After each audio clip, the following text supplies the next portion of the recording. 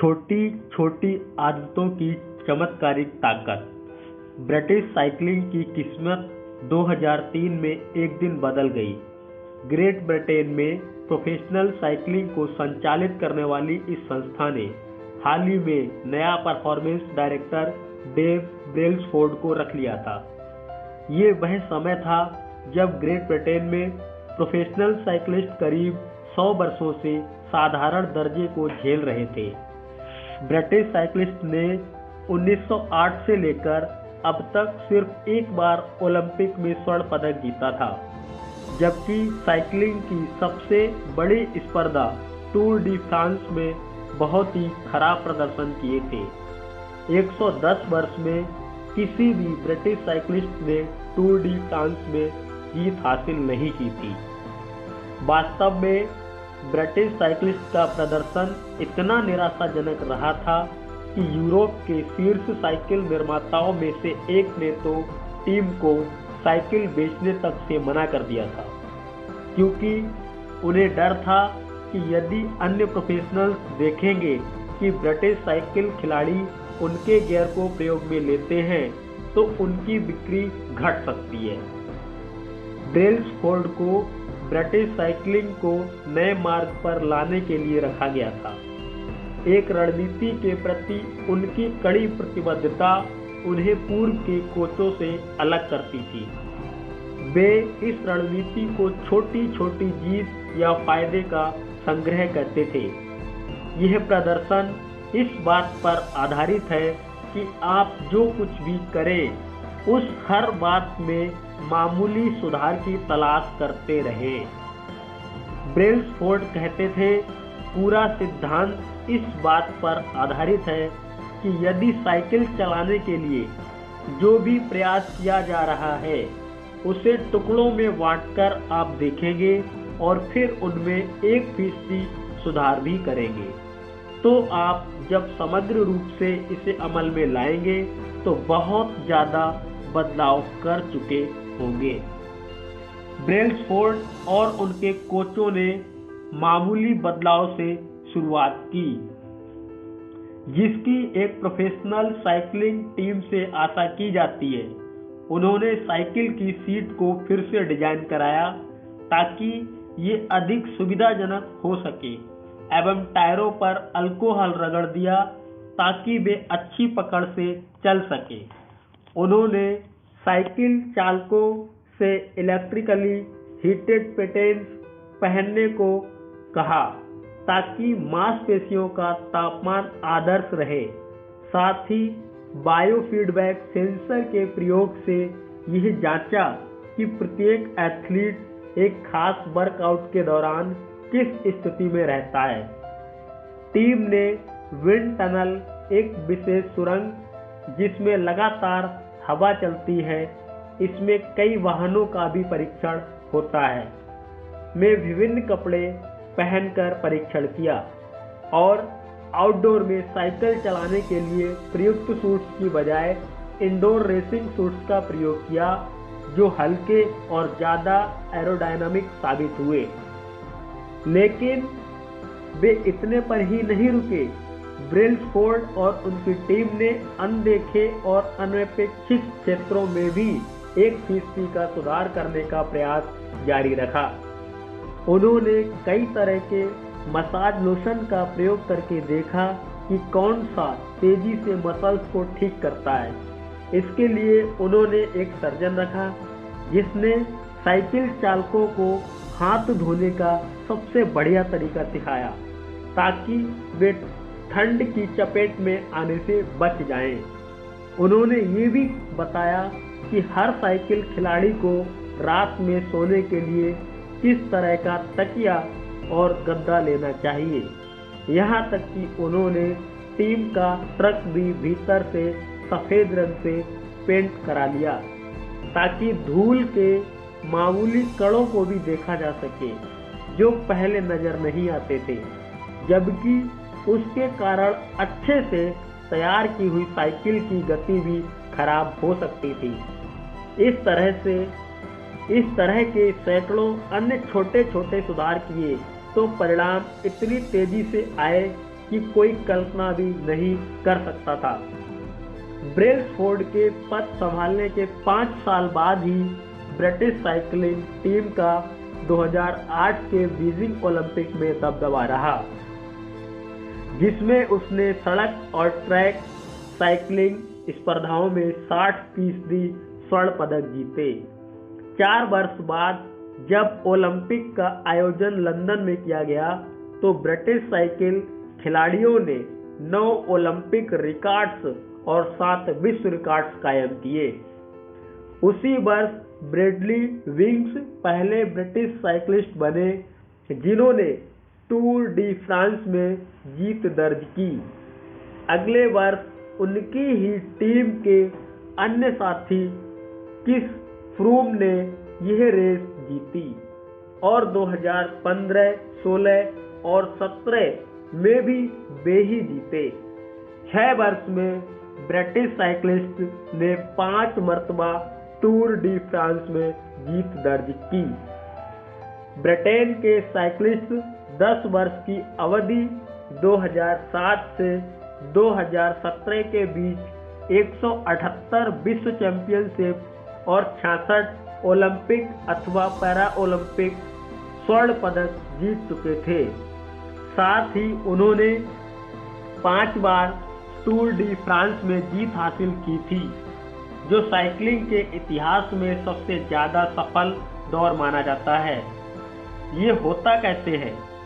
कैसे सामान्य एथलीट्स की एक टीम ऐसे मामूली बदलावों से विश्व चैंपियन बनकर खड़ी हो जाती है, जो पहली बार देखने पर इतने मामूली लगते हैं कि उनसे बहुत थोड़ा सा अंतर पड़ सकता है। क्यों छोटे छोटे सुधार एकत्र होकर इतने उल्लेखनीय नतीजे दे सकते हैं और किस प्रकार से आप यह नजरिया अपने जीवन में लागू कर सकते हैं। तो आइए आगे बढ़ते हैं। क्यों छोटी आदतें बड़ा बदलाव करती हैं? दैनिक जीवन में किसी निर्णायक क्षण के महत्व का आकलन बढ़ा चढ़ाकर करना और छोटे छोटे सुधारों को कम समझना बहुत ही आसान है। हम यही मानते हैं कि बड़ी सफलता में ज्यादा प्रयास जरूरी है, भले ही वह वजन घटाने का मामला हो, कारोबार बढ़ाना हो, पुस्तक लिखना हो, चैंपियनशिप जीतना हो या किसी मकसद को प्राप्त करना हो। हम अपने आप पर इतना दबाव डालते हैं ताकि किसी तरह से कुछ ऐसा बदलाव हो सके कि हर कोई इस बारे में बात करे। इन सब के बीच 1% सुधार विशेष रूप से कोई मायने नहीं रखता। कभी कभी तो इस पर कोई ध्यान तक नहीं देता, इसलिए ये लंबे समय के लिए बहुत अर्थपूर्ण हो सकता है। छोटा सुधार लंबे समय में असाधारण अंतर दिखा सकता है। इसका गणित इस प्रकार से काम करता है। यदि आप प्रतिदिन 1% भी पहले से बेहतर होते हैं तो पूरे 1 वर्ष में 37 गुना बेहतर बन सकते हैं। इसके विपरीत यदि आप 1 वर्ष तक हर दिन 1% बदतर होते जाते हैं तो आप 0 के करीब हो जाएंगे। भले ही छोटी जीत से शुरुआत हो या छोटी हार से, यह एकत्र होकर कई गुना हो जाती है। आदतें आत्म सुधार का चक्रवृद्धि ब्याज होती है। जिस प्रकार से धन चक्रवृद्धि ब्याज में कई गुना बढ़ता है, उसी प्रकार से आपकी आदतों का प्रभाव बार बार करने पर बढ़ता जाता है। भले ही वे किसी दिन मामूली बदलाव के रूप में दिखती हों, लेकिन कई महीनों और वर्षों में इनका प्रभाव जबरदस्त हो सकता है। जब आप 2, 5 या कदाचित 10 वर्ष बाद पीछे की ओर देखते हैं तो आपको स्पष्ट दिखता है कि अच्छी आदतों के मूल्य क्या हैं और बुरी आदतों के लिए क्या कीमत चुकानी होती है। हर दिन 1% बेहतर होना, 1 वर्ष में प्रतिदिन 1% खराब होना ये आपको बहुत ही ऊंचा और बहुत ही नीचा अपने जीवन में गिरा सकता है। इसलिए अच्छी आदतों पे यदि हम फोकस करें तो हम अपने जीवन को बेहतर बना सकते हैं। चलिए आगे बढ़ते हैं। जो भी मैं आपको ग्राफ दिखा रहा हूँ इससे आप समझ सकते हैं। जीवन में प्रतिदिन इस अवधारणा को महसूस करना कठिन होता है। हम अक्सर छोटे बदलावों को इसलिए नकार देते हैं क्योंकि वे उस पल इतने उल्लेखनीय नहीं दिखाई देते। यदि आप आज थोड़ा भी पैसा बचाते हैं तो आप करोड़पति नहीं हो जाते, लेकिन यदि 3 दिन जिम जाएंगे तो भी आप बेडौल ही रहेंगे। यदि आप हर रात 1 घंटा मैंडारिन पढ़ते हैं तो आप भाषा नहीं सीख पाते हैं। हम कुछ बदलाव करते हैं लेकिन नतीजे तेजी से नहीं दिखते और फिर हम पुराने ढर्रे पर ही लौट आते हैं। 99% लोग ऐसा करते हैं, इसीलिए वो अपने जीवन में अपने उस ऊंचाई की सक्सेस को हासिल नहीं कर पाते जो वो ख्वाब देखते हैं। दुर्भाग्य से बदलाव की धीमी गति भी हमें बुरी आदतों की ओर प्रवृत्ति करती है। यदि आज आपने सेहत को लाभ ना पहुंचाने वाला भोजन खाया है तो इससे ज्यादा फर्क नहीं होगा। यदि आप देर रात तक काम करते हैं और अपने परिवार की उपेक्षा करते हैं तो वे आपके माफ कर देंगे। यदि आप एक दिन अपना प्रोजेक्ट टालते हैं तो उसे पूरा करने के लिए बाद में 1 दिन अधिक लगेगा। एक फैसले को आसानी से खारिज किया जा सकता है, लेकिन जब आप खराब फैसलों से 1% गलती हर दिन करते हैं और छोटी गलतियां दोहराते चले जाते हैं, साथ ही छोटे छोटे बहानों को सही ठहराते हैं, तो हमारा यही चयन अंत में बढ़कर खराब नतीजा दे सकता है।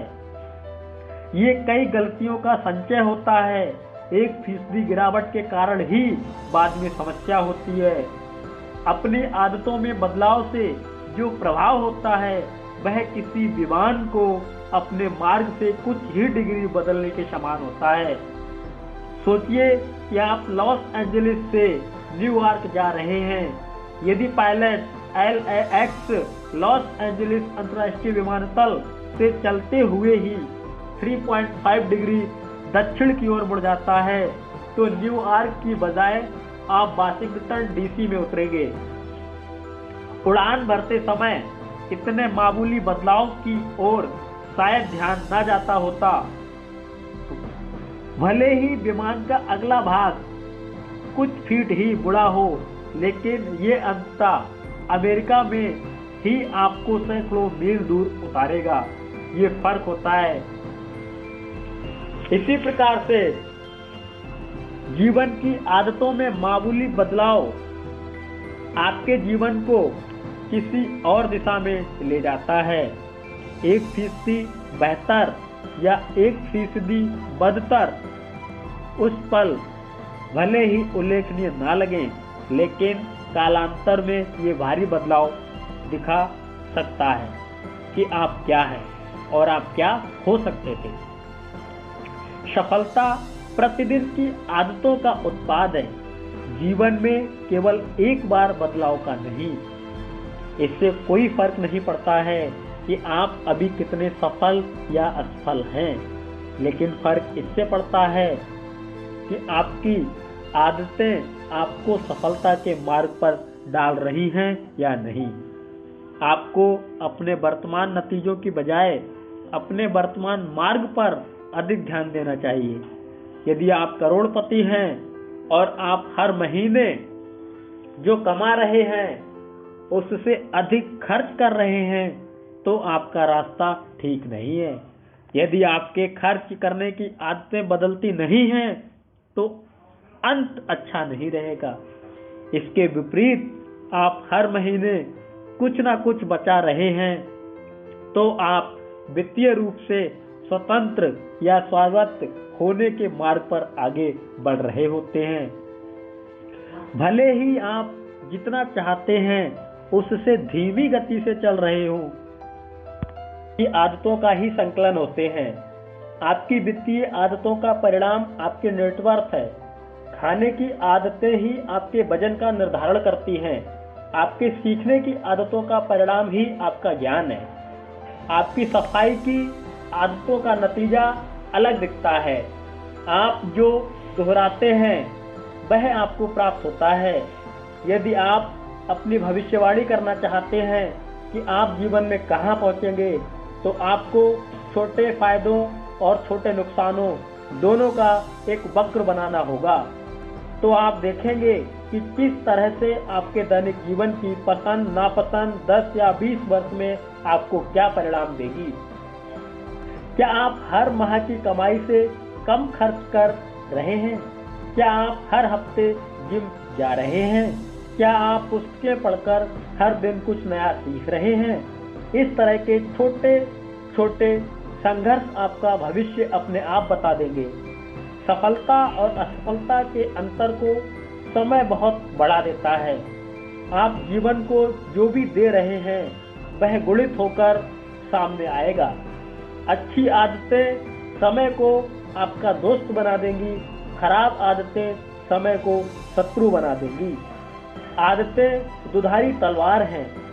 बुरी आदतें आसानी से आपको खत्म कर सकती हैं, जिस तरह से अच्छी आदतें आपको बेहतर बना सकती हैं। इसलिए इसे समझना बहुत महत्वपूर्ण है। आपका जानना आवश्यक है कि किस प्रकार से आदतें काम करती हैं और अपनी पसंद के अनुसार कैसे इन्हें बनाया जाए, ताकि आप इस दोधारी तलवार की एक धार से बच सकें। प्रगति वास्तव में होती कैसे है? चलिए आगे बढ़ते हैं। सोचिए कि आपके सामने टेबल पर बर्फ का क्यूब रखा है। कमरे में इतनी ठंडक है कि आप अपनी सांस को देख सकते हैं। ये तापमान 25 डिग्री है। कमरा धीरे धीरे गर्म होने लगता है। 26 डिग्री, 27 डिग्री, 28 डिग्री। आपके सामने रखी टेबल पर बर्फ का क्यूब अभी भी है। 29 डिग्री, 30 डिग्री, 31 डिग्री। अब तक कुछ नहीं हुआ। फिर 32 डिग्री। बर्फ पिघलने लगती है। इससे पहले एक डिग्री बढ़ने से इतना अंतर नहीं पड़ा था, लेकिन इस 1 डिग्री ने बड़ा परिवर्तन कर दिया। आपकी आदतें आपके लिए संयोजित हो सकती हैं या फिर विरोध में खड़ी हो सकती हैं। चलिए आगे देखते हैं। सकारात्मक संयोजन, नकारात्मक संयोजन। उत्पादकता वाले अवयव। किसी एक दिन में एक अतिरिक्त कार्य पूरा करना एक छोटा सा कर्तव्य हो सकता है, लेकिन पूरे करियर के लिए ये बहुत मायने रखेगा। पुराने काम को स्वतः कर पाने के प्रभाव या किसी नए कौशल में निपुण होना भी उल्लेखनीय होता है। बिना सोचे आप जितने भी काम संभालते हैं, आपका मस्तिष्क दूसरे क्षेत्रों में ध्यान केंद्रित करने को तैयार हो जाता है। नकारात्मक संयोजन। तनाव के अवयव। ट्रैफिक जाम की कुंठा, पालन पोषण के दायित्व का भार, 2 वक्त की जरूरतों को पूरा करने की चिंता, थोड़ा अधिक ब्लड प्रेशर का तनाव। तनाव के ये कारण हैं जो खुद ही संभल सकते हैं, लेकिन जब ये कई वर्षों तक बने रहते हैं तो सेहत के लिए गंभीर हो सकते हैं। सकारात्मक संयोजन। ज्ञान के अवयव। कोई एक बात सीख लेने से आप विद्वान नहीं बन जाते हैं, लेकिन जीवन भर सीखने की प्रवृत्ति से आप में बदलाव आ जाता है। हर पुस्तक जो पढ़ रहे हैं वह आपको कुछ नया ही नहीं सिखाती है, बल्कि पुराने ढर्रे पर सोचने के तरीकों में भी बदलाव लाती है। जैसा कि वॉरेन बफे कहते हैं, ज्ञान इसी तरह से कार्य करता है, ये चक्रवृद्धि ब्याज के समान बढ़ता जाता है। नकारात्मक संयोजन। नकारात्मक विचारों के अवयव। जितना अधिक आप ये सोचते हैं कि आप किसी काम के नहीं हैं, मूर्ख हैं या सुंदर नहीं हैं, उतना अधिक आप जीवन को उसी रूप में देखने लगते हैं। इस तरह से आप विचारों में अवरुद्ध हो जाते हैं। इसी प्रकार से जब आप दूसरे के बारे में सोचते हैं तब भी यही होता है। एक बार जब आप लोगों को क्रोधी, अन्यायी या स्वार्थी के रूप में देखने लगते हैं तो इसी तरह के लोग हर स्थान पर दिखने लगेंगे। सकारात्मक संयोजन। संबंधों के अवयव। लोग आपके ही व्यवहार का पलटकर जवाब देते हैं। जितना आप दूसरों की मदद करेंगे, अन्य लोग उतनी अधिक आपकी मदद करना चाहेंगे। थोड़ा अच्छा बनकर बात करने से उसके नतीजे आपको दिखने लगते हैं और मजबूत संबंध बन जाते हैं। क्रोध के अवयव। नकारात्मक संयोजन। बहुत कम ऐसा होता है कि दंगे, विरोध, आंदोलन किसी एक घटना का नतीजा हो।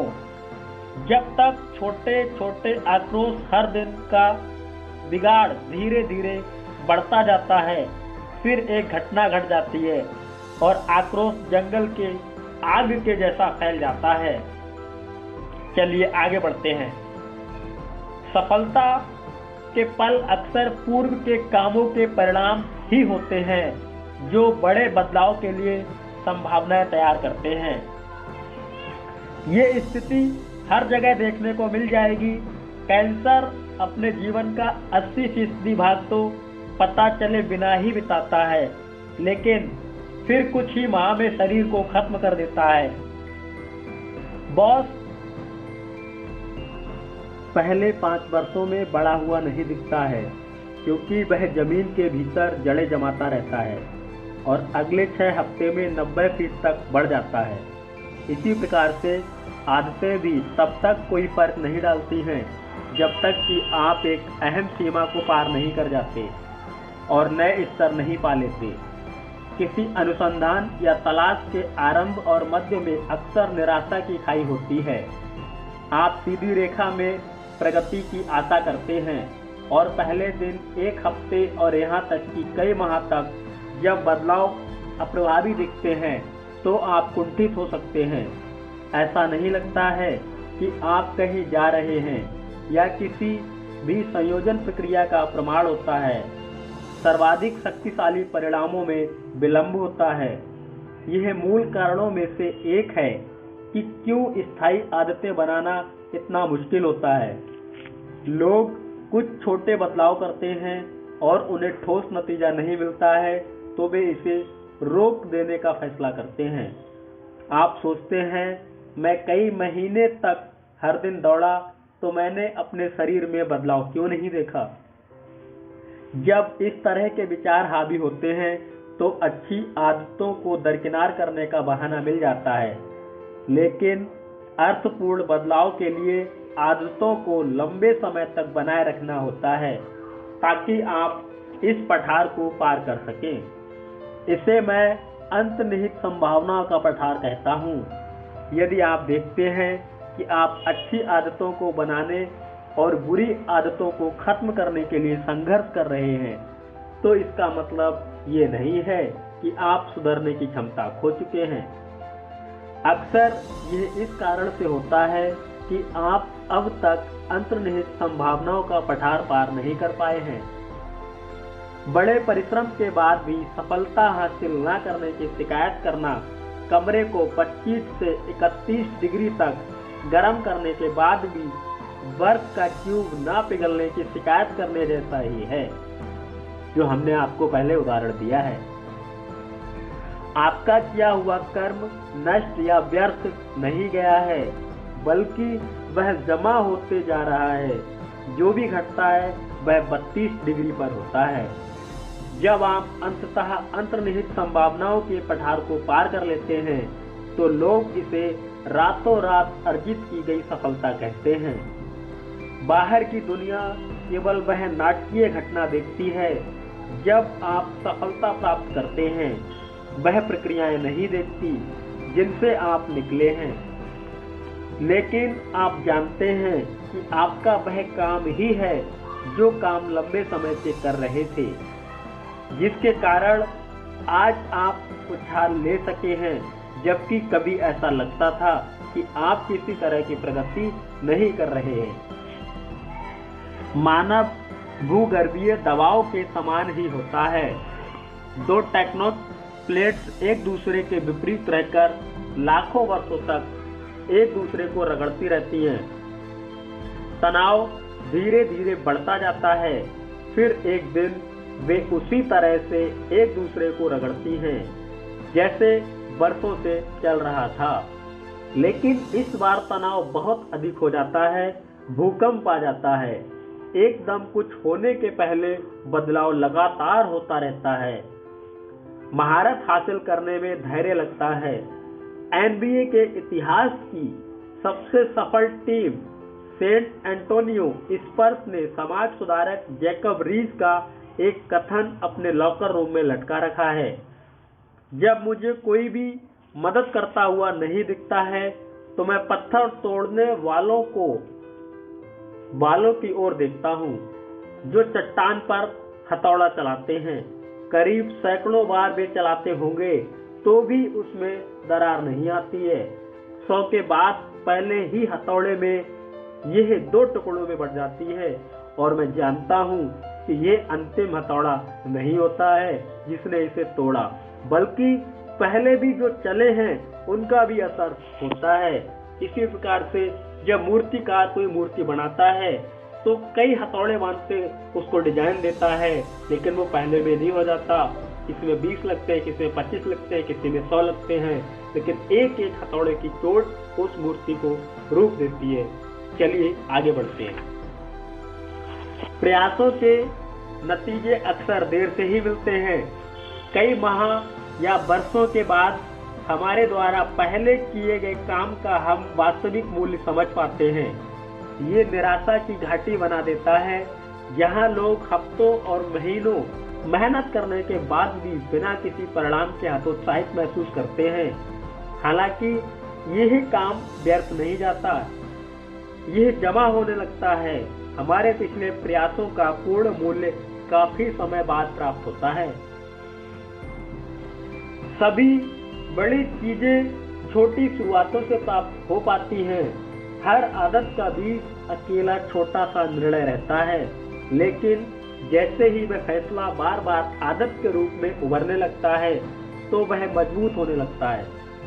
वह जड़ें जमाता है और शाखाएं निकलने लगती है। बुरी आदतों को खत्म करना ठीक अपने भीतर बलूत का एक तगड़ा वृक्ष उखाड़ने के समान है।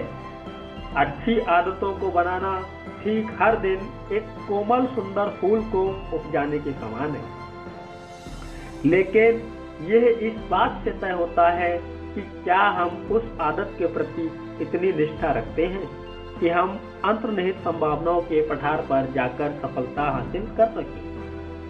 ऐसे कौन कौन से कारण हैं जो लोगों को अवांछित आदतों की ओर ले जाते हैं और दूसरों को अच्छी आदतों के समग्र प्रभाव का आनंद लेने देते हैं। लक्ष्यों को भूलकर व्यवस्था पर पूरा ध्यान दें। बात में दम है, एक बार दोबारा हम ध्यान से सुनते हैं। लक्ष्यों को भूलकर व्यवस्था पर पूरा ध्यान दें। सामान्य बुद्धि मानती है कि हम जीवन में जो अर्जित करना चाहते हैं, जैसे अच्छा शरीर, सफल कारोबार, आराम का जीवन और कम चिंताएं, ज्यादा समय दोस्तों और परिवार के साथ बिताना, उसे प्राप्त करने का सबसे अच्छा तरीका यही है कि हम विशिष्ट और कार्रवाई योग्य लक्ष्य निर्धारित करें। कई वर्षों तक मैं भी अपनी आदतों को इसी के अनुसार बनाता रहा। प्रत्येक लक्ष्य था जिसे प्राप्त करना था। मैंने स्कूल में ग्रेड्स के लिए, जिम में वजन के लिए, कारोबार में लाभ हासिल करने के लिए लक्ष्य निर्धारित कर लिए। कुछ में तो मैं सफल हो गया, लेकिन अधिकांश में विफल हो गया। धीरे धीरे मुझे समझ आया कि मेरे नतीजों का मेरे लक्ष्यों से बहुत कम लेना देना था।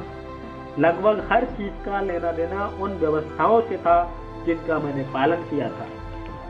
व्यवस्थाओं और लक्ष्यों के बीच क्या फर्क है? यह एक विशिष्टता है।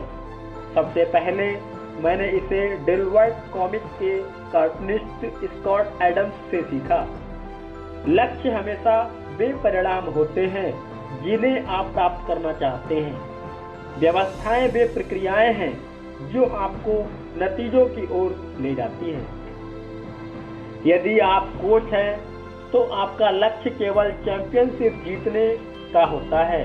व्यवस्था वह तरीका है जिसके तहत खिलाड़ियों का चयन होता है, अपने सहायक कोचों को तैयार किया जाता है और अभ्यास किया जाता है। यदि आप उद्यमी हैं तो आपका लक्ष्य लाखों डॉलर का कारोबार बनाने का होगा। आपकी व्यवस्था प्रोडक्ट आइडिया का परीक्षण करना, कर्मचारी रखना और मार्केटिंग के लिए अभियान चलाना होगा। यदि आप एक संगीतकार हैं तो आपका लक्ष्य एक नई रचना को तैयार करना होगा। कितनी बार आप अभ्यास करते हैं, कितनी बार आप हिम्मत हार जाते हैं, मुश्किल उपायों से कैसे निपटते हैं, गुरु से फीडबैक लेने की प्रक्रिया आदि आपकी व्यवस्था है। अब एक रोचक प्रश्न, यदि आप अपने लक्ष्यों की उपेक्षा करके पूरी तरह से व्यवस्था पर ध्यान देते हैं तो क्या आप सफल हो पाएंगे? उदाहरण के लिए, यदि आप बास्केटबॉल कोच हैं और स्पर्धा जीतने के लक्ष्य की उपेक्षा करके केवल इस बात पर ध्यान देते हैं कि टीम हर दिन किस तरह से अभ्यास कर रही है, तो भी क्या परिणाम मिलेंगे? मैं समझता हूं मिलेंगे। किसी भी खेल में अच्छे स्कोर के साथ फिनिश करना एक लक्ष्य होता है, लेकिन स्कोर बोर्ड की ओर देखते हुए खेल पूरा करना हास्यास्पद हो सकता है। हर दिन कुछ बेहतर होना ही वास्तव में जीत का सही तरीका माना जाता है। 3 बार के सुपर बाउल विजेता विल वॉल्श के शब्दों में, स्कोर स्वयं अपनी चिंता कर लेगा। यही बात जीवन के अन्य हिस्सों में भी लागू होती है। यदि आप बेहतर परिणाम चाहते हैं तो लक्ष्य तय करना भूल जाएं, व्यवस्था पर ध्यान ज्यादा दें। इसके मायने क्या है? क्या लक्ष्य बेकार की चीज है? बिल्कुल नहीं। लक्ष्य दिशा तय करते हैं, लेकिन व्यवस्था प्रगति करने के लिए सबसे उपयुक्त रहती है। समस्याएं तब बहुत सारी हो जाती हैं जब आप लक्ष्य के बारे में सोचने में ही बहुत समय बिता देते हैं और अपनी व्यवस्था को सुधारने में पर्याप्त समय नहीं देते हैं। समस्या नंबर 1, जीतने और हारने वालों के लक्ष्य समान होते हैं।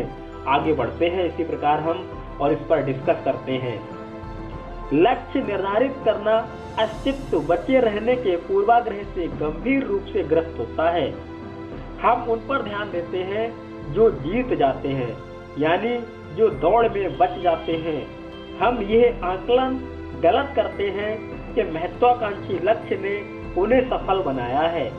हम उन लोगों को नजरअंदाज कर देते हैं जिनका लक्ष्य भी जीत का ही होता है, लेकिन वे सफल नहीं हो पाते हैं। हर ओलंपिक खिलाड़ी स्वर्ण पदक जीतना चाहता है। हर उम्मीदवार नौकरी चाहता है। यदि सफल और असफल दोनों व्यक्तियों के लक्ष्य समान रहते हैं तो फिर लक्ष्य विजेताओं को हारने वालों से अलग नहीं करता। टूर डी फ्रांस को जीतने के लक्ष्य ने ब्रिटिश साइक्लिस्ट को शिखर पर नहीं पहुंचाया था। वे तो हर वर्ष स्पर्धा जीतना चाहते थे, ठीक वैसे ही जैसे कोई अन्य प्रोफेशनल टीम चाहती है। ये लक्ष्य तो हमेशा ही रहा था।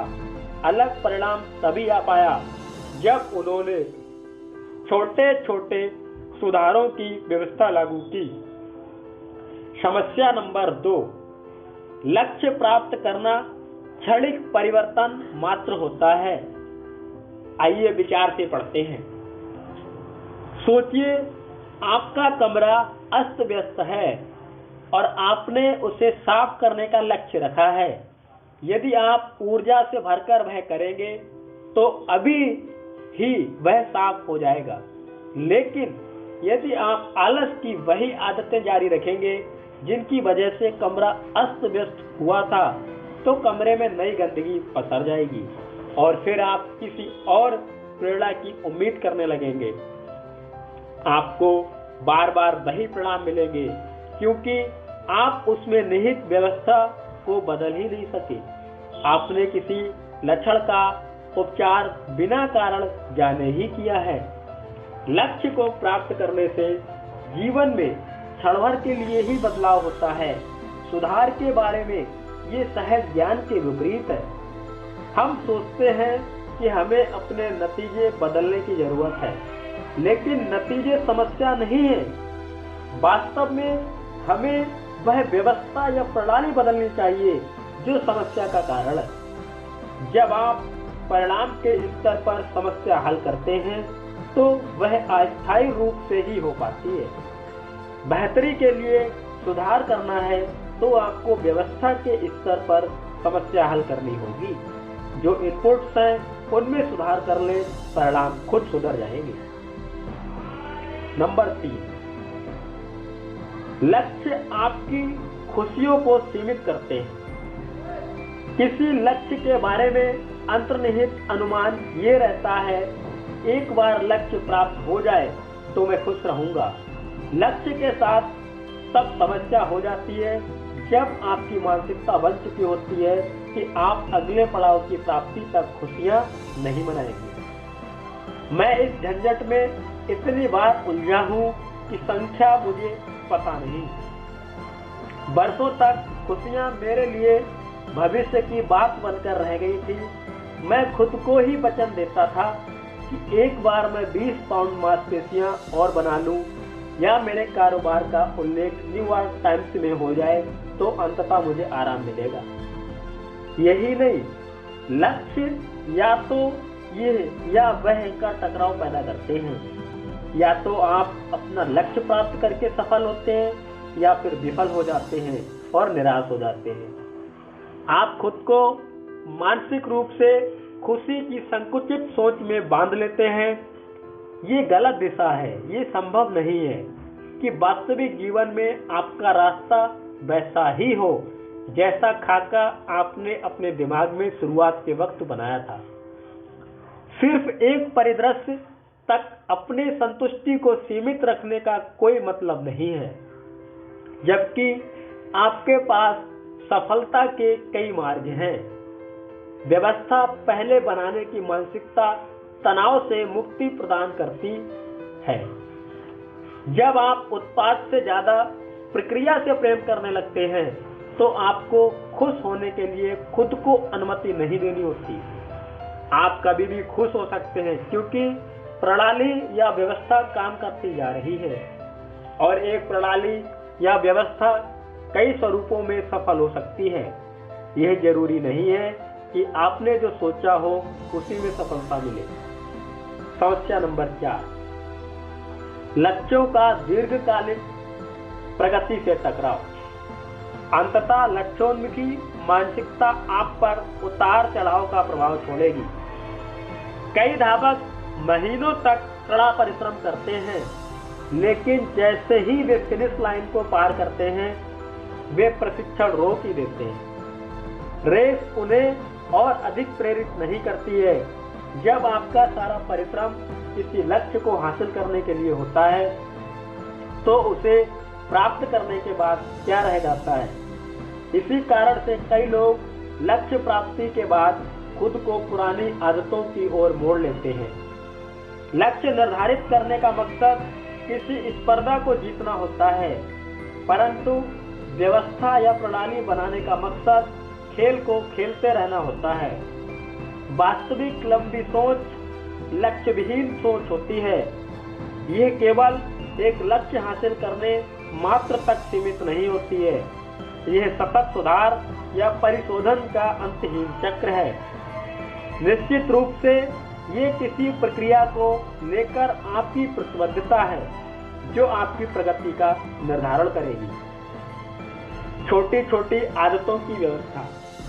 यदि आपको अपनी आदतों को बदलने में परेशानी होती है तो समस्या आप नहीं है, समस्या आपकी प्रणाली में है। बुरी आदतें खुद को बार बार दोहराती हैं, इसलिए नहीं कि आप उन्हें बदलना नहीं चाहते हैं, बल्कि इसलिए कि बदलने की आपकी प्रणाली गलत है। आप अपने लक्ष्यों के स्तर तक ऊंचा नहीं उठते हैं, आप प्रणालियों के स्तर तक नीचे जाते हैं। इसी प्रकार किसी एक लक्ष्य की बजाय पूरी प्रणाली या व्यवस्था पर ध्यान केंद्रित करना ही इस पुस्तक के मूल विषयों में से एक है। Atomic habits. एटॉमिक का मतलब होता है छोटी छोटी। शब्द के पीछे भी गहरे अर्थ निहित है, लेकिन आप अब समझ गए होंगे कि छोटी आदतों के मायने मामूली बदलाव हैं। मामूली लाभ, 1% सुधार। लेकिन छोटी आदतें केवल पुरानी आदतें नहीं होती, बल्कि कोई भी छोटा सुधार होती हैं। छोटी आदतें ही व्यवस्था या प्रणाली का अंग होती हैं। जैसे छोटे छोटे अणुओं से कण बनते हैं, वैसे ही छोटी आदतों से उल्लेखनीय नतीजों का निर्माण होता है। आदतें हमारे जीवन में अणु जैसी होती हैं, हर एक मूल इकाई के रूप में होती हैं, जो समग्र सुधार में सहयोग देती हैं। पहले ये छोटी आदतें ज्यादा महत्व की नहीं लगती हैं, लेकिन जैसे ही ये एक के बाद एक बढ़ती जाती हैं, तो ये बड़ी जीत का ईंधन बन जाती हैं, जिसकी कीमत आरंभिक निवेश से ज्यादा होती है। वे छोटी और प्रबल दोनों होती हैं। यही एटॉमिक हैबिट्स, छोटी आदत के मुहावरे का अर्थ है। नियमित अभ्यास या रूटीन को अपनाना ऐसा न केवल छोटा और करने से आसान होता है, बल्कि ये अतुल शक्ति का स्रोत भी होता है। ये संयुक्त वृद्धि की व्यवस्था का एक अहम अंग होता है। एक छोटी छोटी आदतों की चमत्कारिक ताकत जो हमने ये पूरा कंप्लीट किया है। अब हम इसके सार की संक्षेप में बात करते हैं। चलिए, नंबर 1 पॉइंट है, आदतें आत्म सुधार का चक्रवृद्धि ब्याज होती हैं। प्रतिदिन 1% बेहतर होना लंबे समय में बहुत मायने रखता है। पॉइंट नंबर 2, आदतें दो धारी तलवार होती हैं। वे आपके लिए भी काम करती हैं और आपके विरोध में भी काम कर सकती हैं, इसलिए इसे विस्तार से समझ लेना जरूरी होता है। पॉइंट नंबर 3, छोटे बदलाव अक्सर तब तक कोई अंतर नहीं बताते हैं जब तक कि आप किसी अहम मंजिल तक नहीं पहुंच जाते। किसी भी संयुक्त प्रक्रिया में सर्वाधिक शक्तिशाली परिणाम देर से ही मिलता है, इसके लिए आपका धैर्य आवश्यक है। पॉइंट नंबर 4, कोई भी छोटी आदत बड़ी प्रणाली या प्रक्रिया का हिस्सा होती है। जिस प्रकार अणुओं से कण बनते हैं, उसी प्रकार छोटी छोटी आदतों से उल्लेखनीय परिणाम निकलते हैं। पॉइंट नंबर 5, यदि आप अच्छे परिणाम चाहते हैं तो लक्ष्य निर्धारित करना भूल जाइए। इसकी बजाय अपनी प्रणाली या व्यवस्था पर ध्यान दें। पॉइंट नंबर 6, आप अपने लक्ष्यों के स्तर तक ऊंचा नहीं उठते हैं, आप प्रणालियों के स्तर तक नीचे जाते हैं। तो अगले अध्याय में फिर मिलेंगे, तब तक के लिए बाय, प्रणाम, नमस्ते।